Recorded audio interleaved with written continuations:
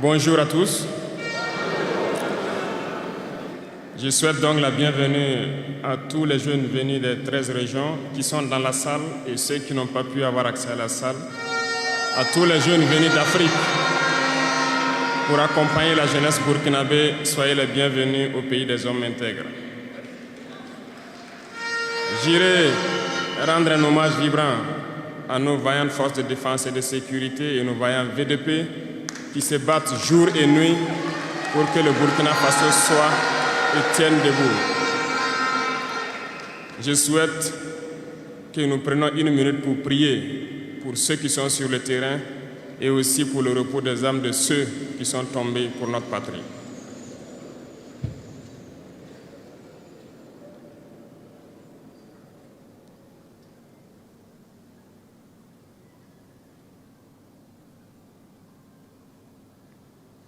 Je vous remercie.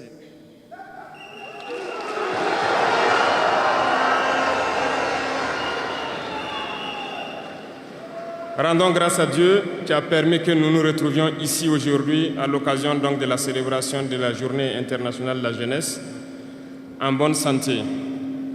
Je le dis très souvent parce que l'être humain oublie souvent Dieu lorsqu'il n'a pas de problème, lorsqu'il est dans le bonheur.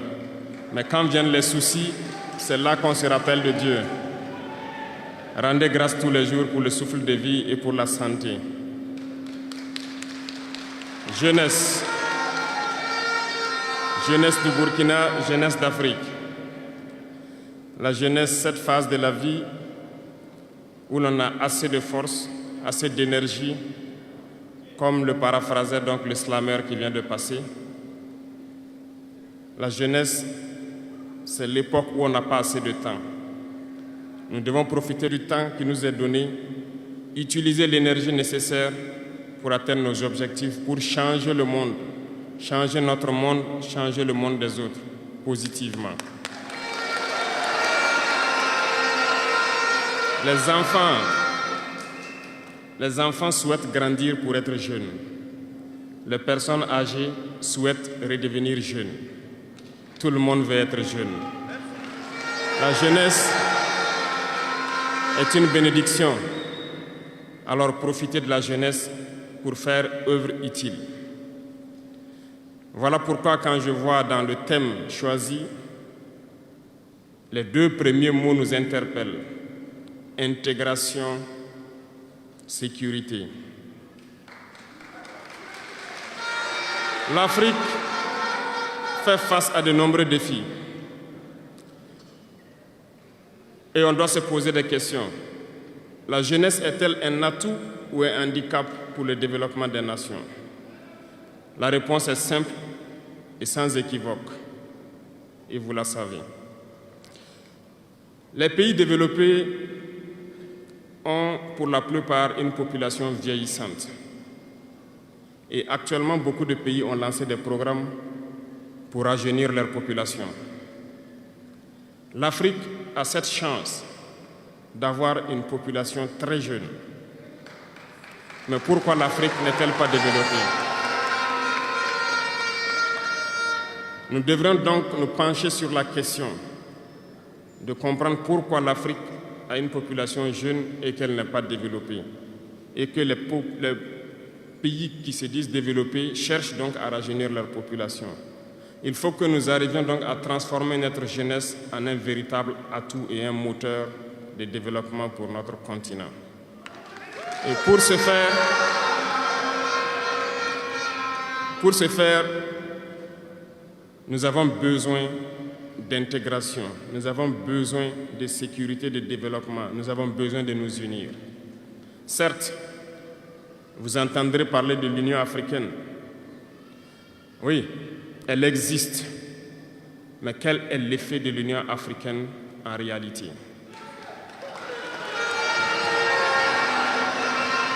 Nous ne pourrons pas parler d'intégration dans le thème et de ne pas parler de l'Union africaine. Parce que c'est cette organisation qui devrait nous unir, créer l'intégration réelle. Mais nous sommes au regret de voir ces guerres qui persistent sur le continent africain, qui tuent des millions de jeunes, et que cette organisation, qui est à la tête d'États pourvus d'armées, n'arrive pas à s'organiser pour soutenir certains pays. L'union n'est pas juste un mot. L'union, c'est un symbole. Et nous, jeunes, devrions apprendre leçon de cette situation pour nous unir, pour faire de l'intégration une réalité. J'ai été désagréablement surpris lorsque l'Éthiopie, qui abrite donc le siège de l'Union africaine, vivait un conflit. Et quand j'ai vu le Premier ministre se mettre en treillis et annoncer fermer l'université à Addis Abeba pour faire face à la menace, je n'ai pas vu l'action de l'Union africaine pour protéger ses sièges. Les États occidentaux, pour la plupart, voyaient Addis Abeba tomber, ont plié bagages et partir. L'Éthiopie s'est battue, a trouvé une solution interne et vit plus ou moins en paix aujourd'hui. Les enfants du Congo meurent depuis des années. Plusieurs autres conflits, tels au Soudan, existent sur le continent. Nous aurions aimé voir l'Union africaine générer les forces et toutes les stratégies nécessaires pour soutenir ces États pour qu'ils puissent retrouver la paix. Nous ne viendrons même pas parler de nous ici au Sahel. Depuis près de 10 ans, le Sahel est le théâtre du terrorisme international. Mais nous ne voyons aucun soutien de ces organisations pour trouver une solution à ce problème.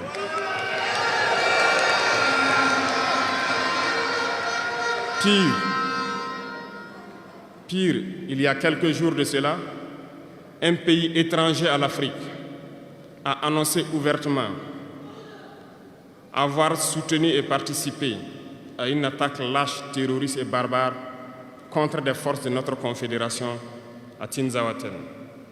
L'Union africaine n'a pipé aucun mot pour condamner cette ingérence.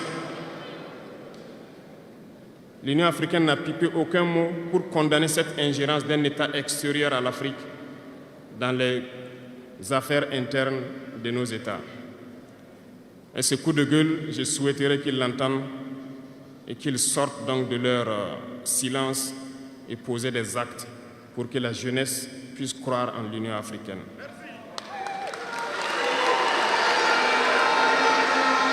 Il nous faut nous unir. Il nous faut nous unir et la seule manière de s'unir, c'est de se parler, de se comprendre et de pouvoir donc asseoir les bases de cette unité-là. Et jeunes, laissez-moi vous dire que pour s'unir, il y a 3 mots, 3 grands vices qu'il faut bannir de nos comportements et de notre vie. Je parle de la lâcheté, la traîtrise et l'incompétence. Il faut bannir ces 3 mots de notre mode de vie.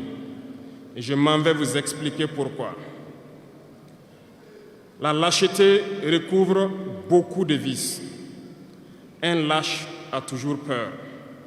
Et lorsqu'on a peur, on devient un esclave. On se plie, on lèche les bottes.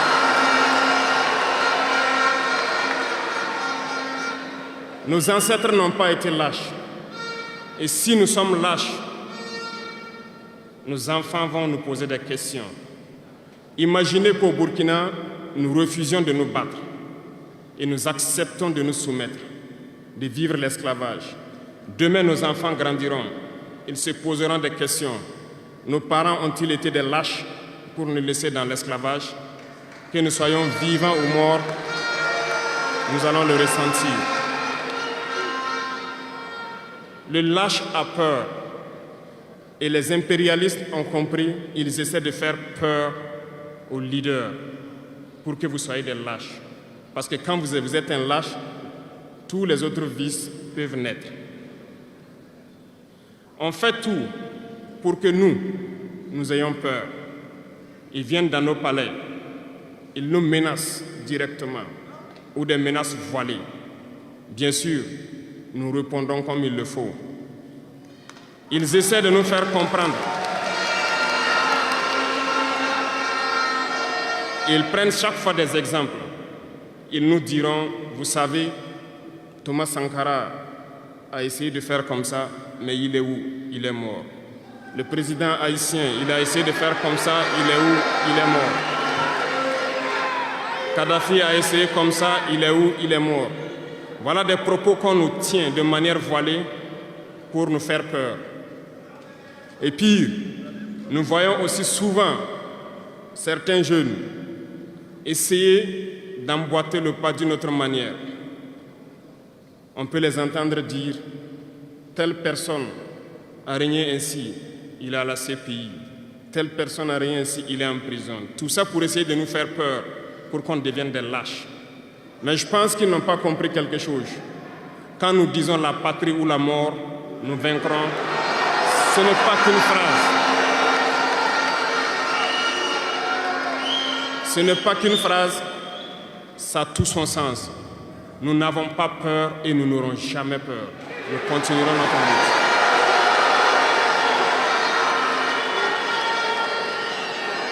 Ils ont fait peur sûrement à beaucoup de chefs d'État africains. Vous voyez, souvent quand on s'exprime ou lorsqu'on a l'occasion d'être dans certaines situations à l'extérieur, nous tenons souvent des propos pour interpeller les chefs d'État africains pour qu'on se réveille, prendre soin de notre jeunesse pour pouvoir amorcer notre développement réel. Nous sommes souvent mal compris.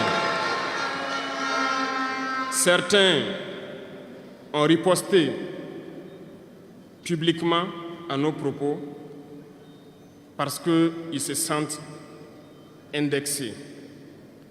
Mais je peux vous assurer, jeunesse, que lorsque nous nous retrouvons dans les couloirs, ces mêmes chefs d'État nous disent « Vous êtes sur la bonne voie, c'est ce qu'il faut faire pour que l'Afrique puisse s'en sortir. » Alors, nous leur posons des questions à savoir pourquoi vous ne faites pas comme nous, pourquoi vous ne nous accompagnez pas. Certains nous disent qu'ils ont les mains liées, certains nous disent qu'ils ne peuvent pas. Chers aînés, chefs d'État africains, du haut de cette tribune, donc, je souhaiterais dire que les peuples africains sont les peuples les plus pacifiques. Lorsque vous reconnaissez un tort, il faut le dire au peuple. Que nous n'ayons pas peur demain de sortir et dire au peuple, nous nous excusons, nous avions été compromis, nous avons des biens mal acquis, on nous a compromis par plusieurs choses et que nous demandons pardon et nous revenons sur la bonne voie. Et de commencer à travailler réellement pour l'indépendance de nos États et notre émancipation. Et je pense que c'est possible. Si nous restons dans cette posture de peur, nous serons lâches. Et l'histoire nous jugera. Nos enfants poseront des questions, nos petits-enfants poseront des questions. Nous sommes en train d'écrire l'histoire, il n'y a pas de place pour la lâcheté. Si nos ancêtres avaient été lâches, nous ne serions pas là. Souvenez-vous, je vous prends un exemple des peuples Bamileke et Bassa, je vais parler des Camerounais. L'Union des populations du Cameroun, qui depuis les années 50 a commencé une lutte implacable contre les colons. Mais ils ont été massacrés. Les armées coloniales françaises en son temps ont déversé des bataillons d'infanterie, des chars, des hélicoptères, ont anéanti des villages entiers. Les tortures les plus inhumaines ont eu lieu en cette période. Vous pourrez faire des recherches sur ce qu'ils appelaient la balançoire ou le bac à ciment. Des centaines de milliers de populations ont été décimées ainsi en Afrique parce qu'ils ont osé demander aux colons de quitter leur terre. Ça a abouti à une guerre civile qui a duré plusieurs années. C'est pour dire que des gens ont osé, ont affronté à main nue les impérialistes pour que nous soyons là. Il n'y a pas de raison que nous ne puissions pas affronter les impérialistes pour que nos générations à venir puissent vivre.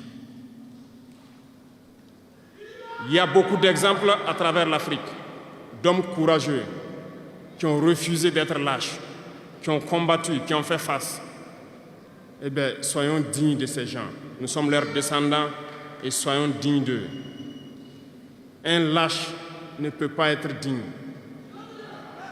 Ne soyons pas lâches, jeunesse africaine. Parce qu'un lâche est toujours un traître. Et ça va de pair. Ils essaieront de nous faire peur pour que nous soyons lâches.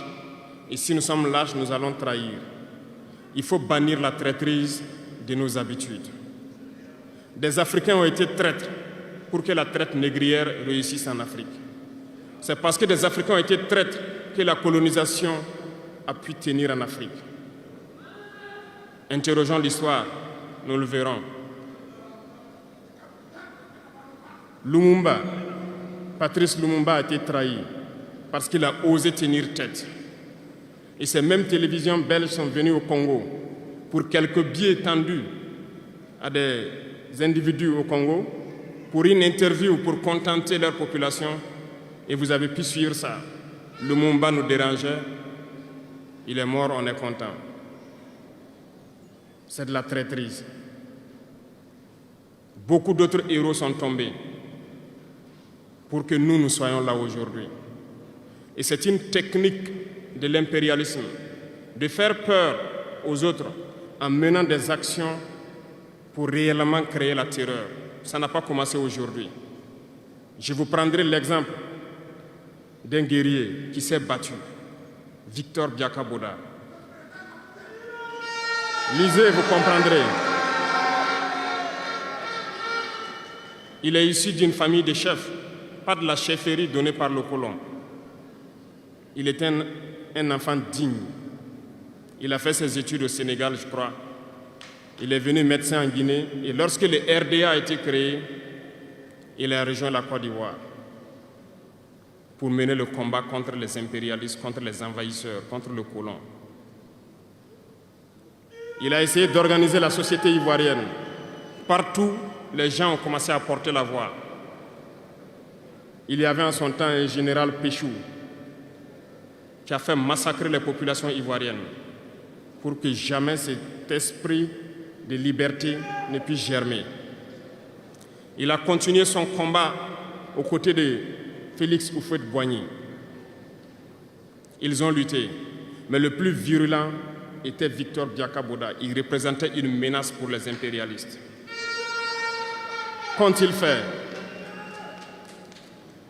En plus de massacrer les populations qui manifestaient, un soir, ils l'ont tué de manière atroce à côté de Boisflé. Quelques heures après, lorsque les populations de Dimbokro ont entendu l'assassinat, ils ont marché, ils ont manifesté, ils ont été massacrés par l'armée coloniale. L'histoire est têtue, les faits sont là. Après sa mort, qui a fait peur à Félix Houphouët-Boigny, ils l'ont appelé et ils l'ont dit: si vous continuez la lutte, vous connaîtrez le même sort. Il a eu peur et il s'est rallié à l'impérialisme. Il a été nommé ministre en France et plus tard il est venu prendre les rênes de la Côte d'Ivoire. Et ils l'ont utilisé pour éliminer beaucoup d'autres personnes qui osaient lever la voix. Et je pense que Thomas Sankara est un bel exemple.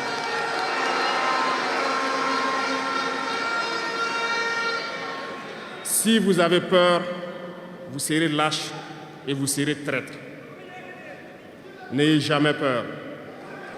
La lutte doit continuer. Il y a beaucoup d'autres exemples à travers le monde. Et il y a ce phénomène qu'ils ont aussi utilisé depuis belle lurette et qu'ils continuent d'utiliser.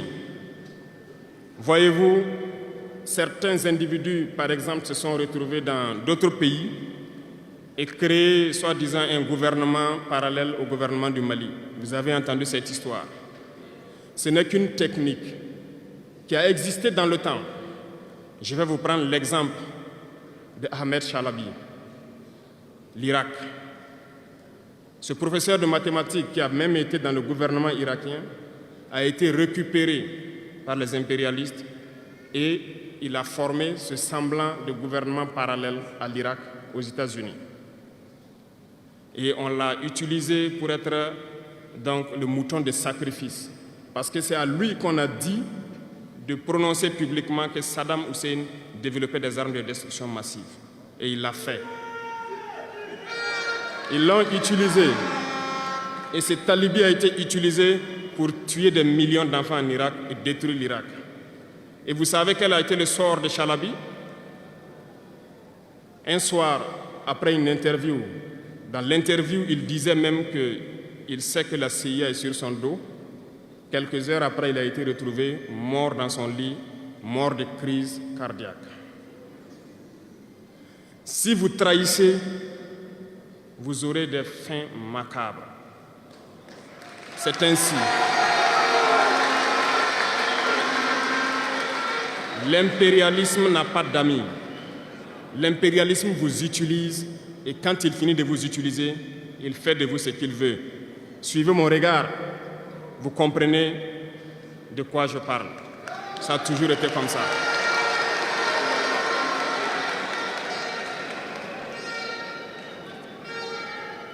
Le troisième vice que je vous invite à vous départir, c'est l'incompétence. Ah, je reviens encore au mot du slammer qui a marché sur ma langue. L'incompétence, vous comprendrez de quoi il s'agit. L'incompétence est un phénomène très dangereux qu'ils ont utilisé pour détruire la société africaine. Dans nos administrations, il y a beaucoup d'incompétence.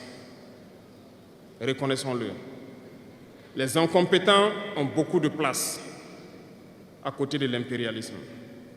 Parce que les incompétents peuvent plomber le développement d'un pays. Les incompétents peuvent vous amener à douter de vous. Les incompétents aiment la facilité. Les incompétents aiment tout pour eux seuls. Les incompétents n'aiment pas ceux qui sont compétents. Ils n'aiment pas ceux qui innovent, ceux qui cherchent. Les incompétents sont dangereux.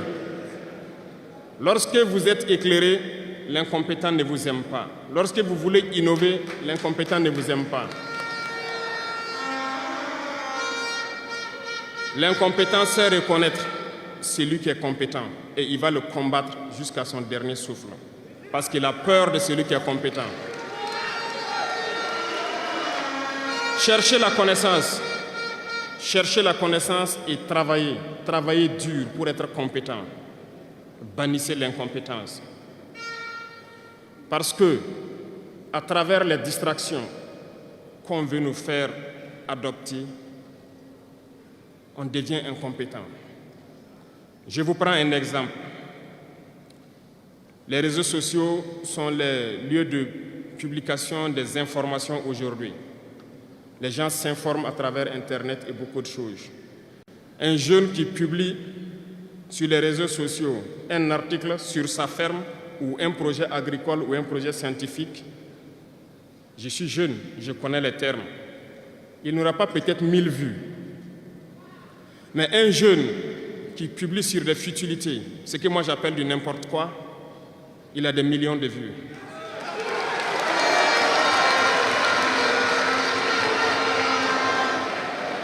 Justement, comme disait le jeune slammer, on veut vous faire perdre du temps dans les futilités.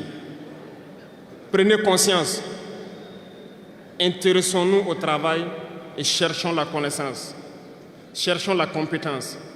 Se distraire, c'est bien, mais on doit travailler d'abord, avant de se distraire.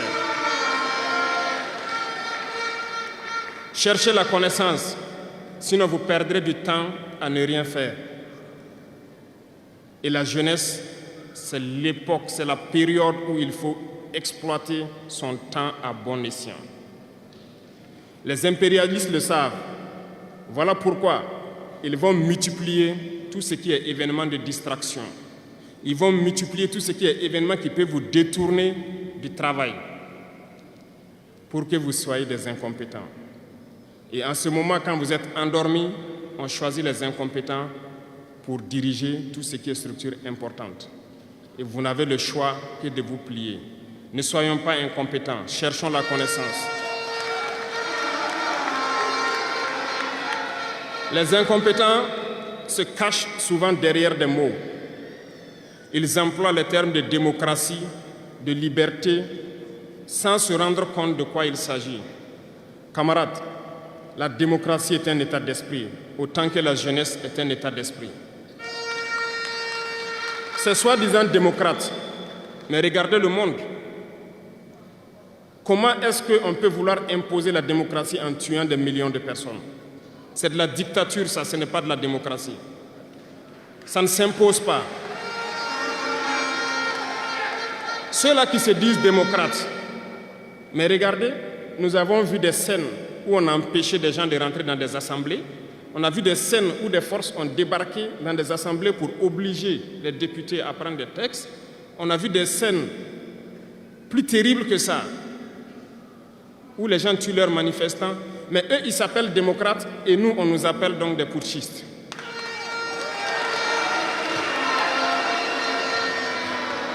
Si c'est ça la démocratie, je répète, nous ne voulons pas de cette démocratie.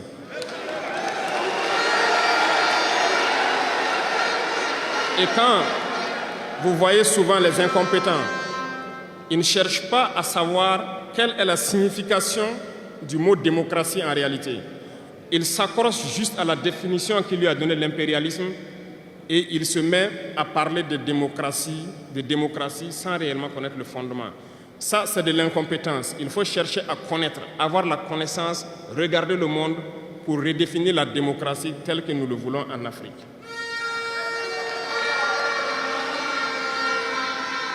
Les incompétents se cachent derrière les libertés. Retenez une chose, il n'y a pas de liberté individuelle qui existe. C'est un fait. Vous pensez vraiment que chacun est libre? La liberté est collective.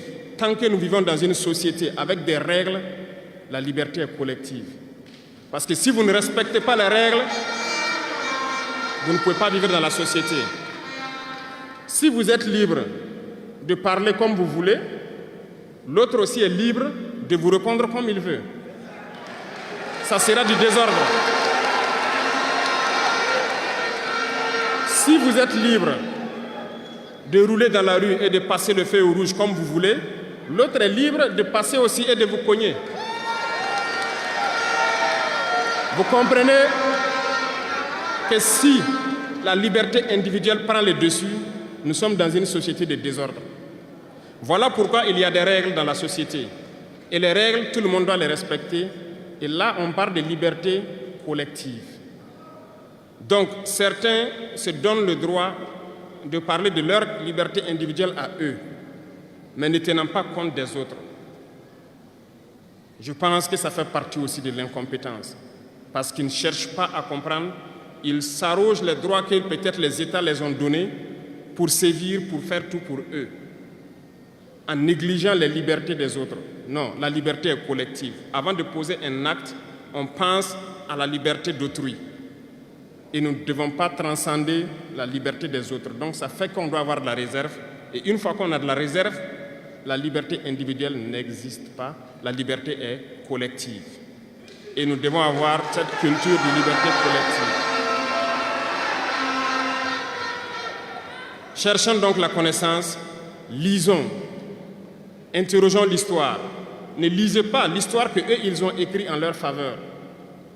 Cherchez la connaissance à travers plusieurs sources et vous comprendrez dans l'histoire qui s'est battu pour l'Afrique, comment nous devons nous battre pour continuer cette lutte de nos dévanciers. Et je ne terminerai pas mes propos sans faire un coup de gueule encore au volet de la communication. Parce que, comme je le dis, c'est l'arme fatale de l'impérialisme. Et vous, jeunes, vous devez tout faire pour savoir distinguer le vrai du faux. Nous continuerons à démonter les mensonges des médias impérialistes qui essaient de toujours créer des soucis en Afrique. Parce que ces médias, par leur bouche, ils peuvent vous rendre un roi demain. Par leur bouche, ils peuvent vous faire quitter de votre position de roi et vous rendre un piètre esclave demain. Faites attention. Je suivais une émission, malheureusement, il n'y a pas longtemps, burkinabé, où un jeune journaliste a sorti une phrase qui m'a laissé un peu perplexe.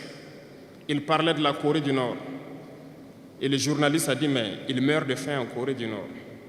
A-t-il pris le soin d'aller en Corée du Nord enquêter pour voir vraiment s'il meurt de faim? L'idée que les médias impérialistes ont vendu de la Corée du Nord est plus développée que beaucoup de pays européens. Et parce que ces médias nous disent la Corée du Nord, c'est la dictature, les gens meurent de faim, ils sont pauvres, ils n'ont rien, on prend ça ainsi. Mais la Corée du Nord est une puissance nucléaire, comment est-ce qu'ils ont fait?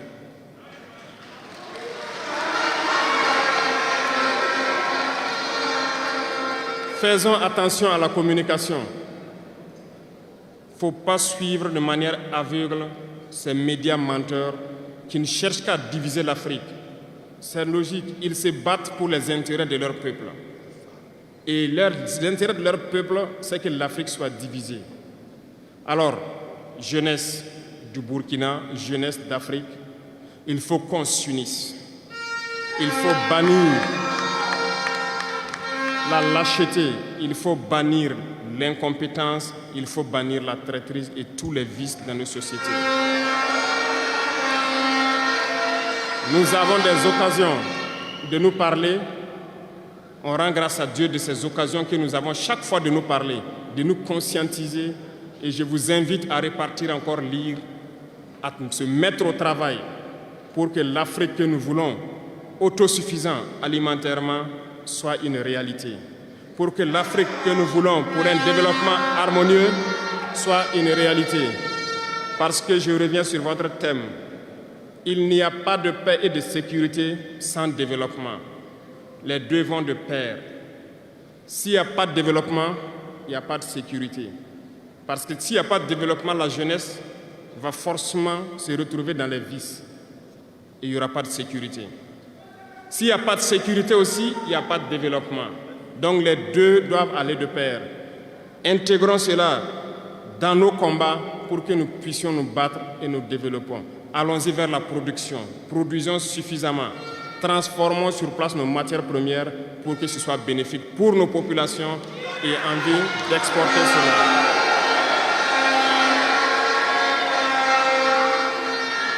Je vous souhaite de très bonnes journées de réflexion sur le thème choisi, également sur le rôle essentiel de la jeunesse dans ce combat.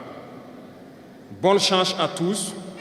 Que Dieu fasse en sorte que tous ceux qui ont fait le déplacement retournent en bonne santé chez eux et que nous puissions nous retrouver quand nous le souhaitons par la grâce de Dieu. La patrie ou la mort,